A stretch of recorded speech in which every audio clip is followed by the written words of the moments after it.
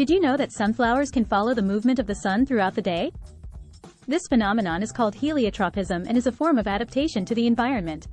Young sunflowers face east in the morning and turn west as the sun advances, until they return to their initial position in the evening.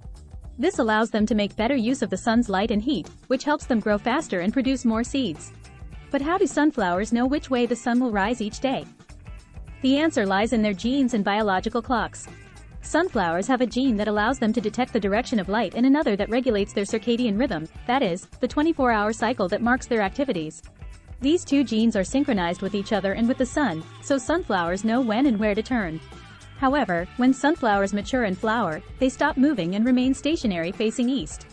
This is because their stems stiffen and lose flexibility, and also because they no longer need as much energy to grow. Also, by facing east, sunflowers can warm up faster in the morning and attract more pollinators, such as bees and butterflies. So the next time you see a field of sunflowers, remember that they are very smart plants and have their own sundial. Subscribe for more videos like this.